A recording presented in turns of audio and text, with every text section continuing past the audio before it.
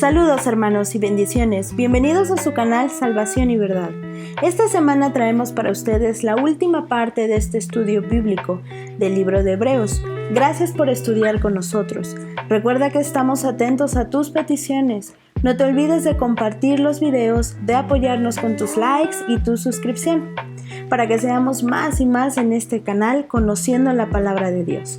Ahora sí, estudiemos estos 3 últimos capítulos.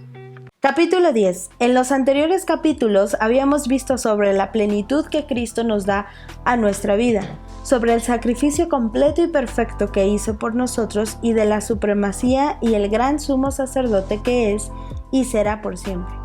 Ahora bien, este capítulo abre con los 10 primeros versículos retomando que este sacrificio perfecto fue voluntario y que supera todo lo establecido en el orden levítico. Leamos los versículos 9 y 10. Y diciendo luego, he aquí que vengo, oh Dios, para hacer tu voluntad. Quita lo primero, para establecer esto último.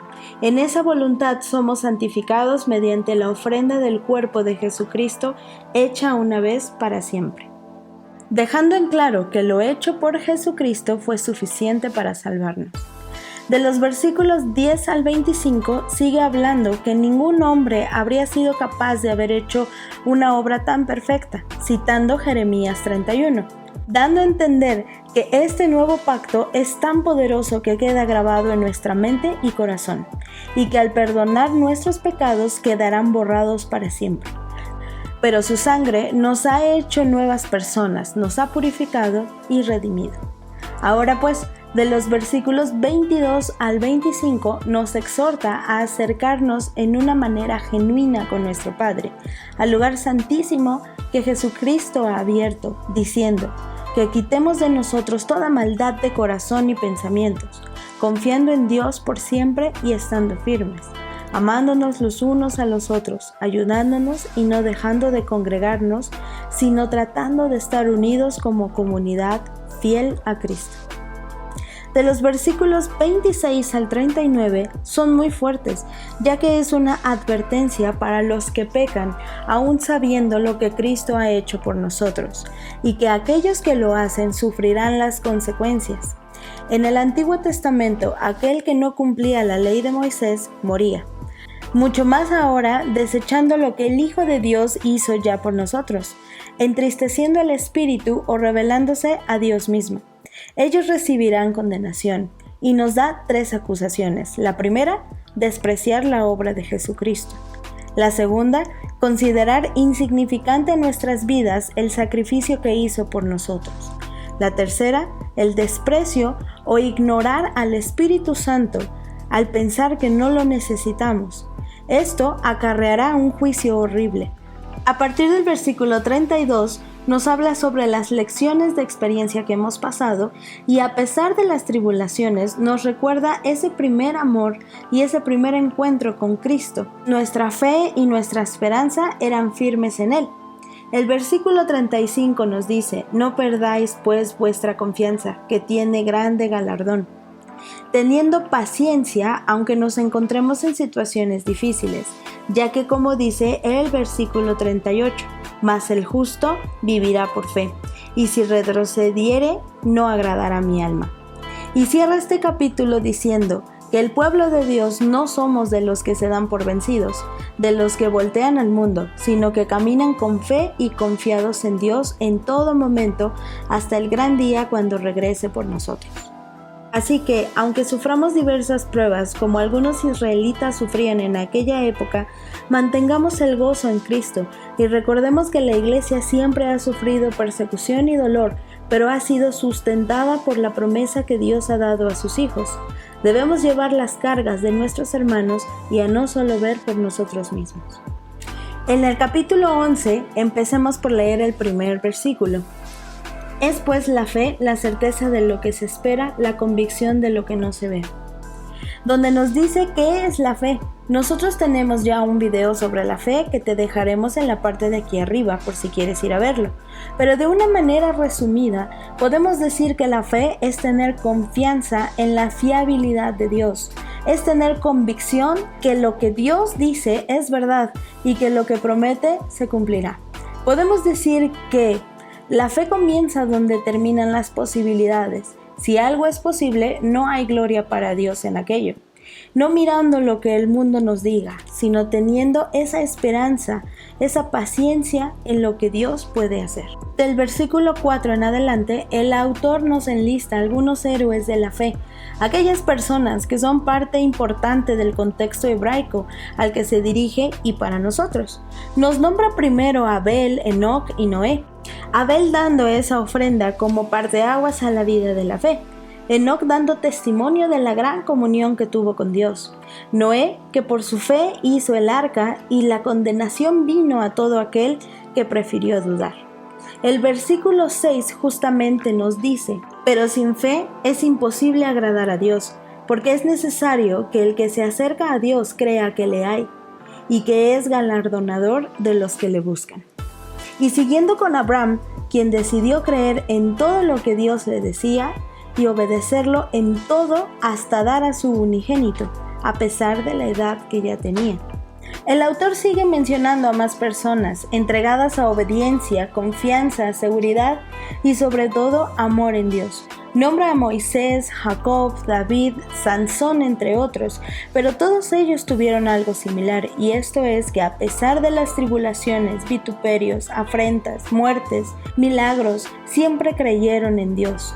Dios hizo cosas absolutamente extraordinarias, y aunque pensemos que esto es cosa del pasado y que solo estos hombres y mujeres tenían ese nivel de fe extraordinaria, no es verdad, ya que Dios equipa a cada uno desde antes y ahora con la misma fe, la esperanza y la confianza que tenían estos héroes. Y aunque muchos sufrieron terriblemente, sus corazones y bocas nunca dudaron de Dios. De este modo, este capítulo nos enseña mucho acerca de la fe. Muchos de estos no tenían escritura, o muchos de ellos pasaron cosas más duras y más difíciles que algunos de nosotros.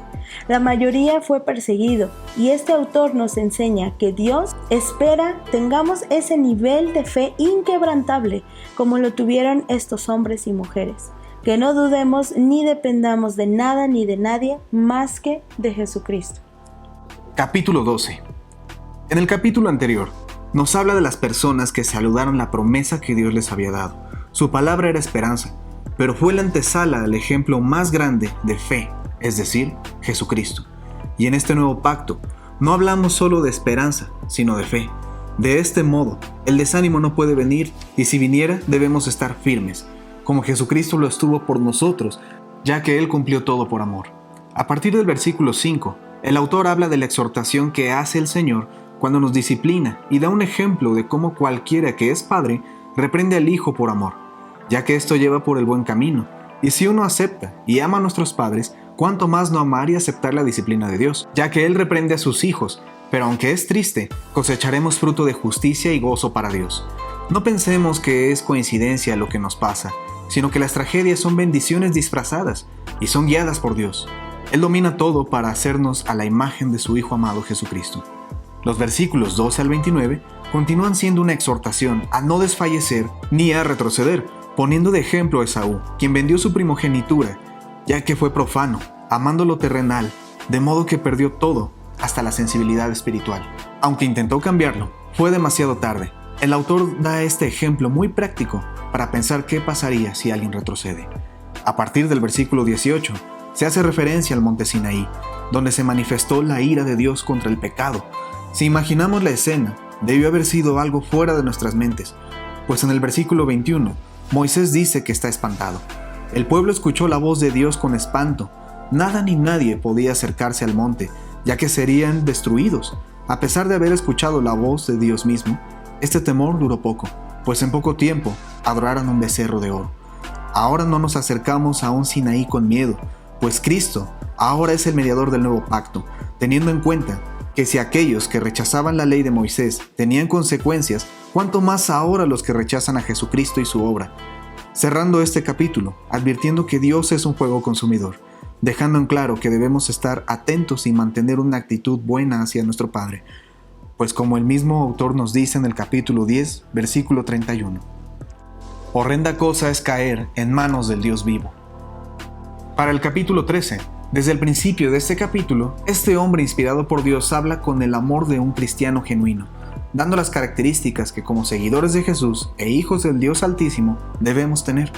El primero habla del amor que como cristianos y hermanos, aunque no de sangre, debemos tener por el otro, de poder ayudar sin vanagloria a aquel que lo necesite, no por obras sino por amor, ya que el amor es el fruto de la fe, y con el amor viene una lista de estos deberes: la hospitalidad, donde era muy valorado cuando alguien abría su hogar para alguien más, y aquí el autor cita que algunos de ellos, sin saberlo, hospedan ángeles.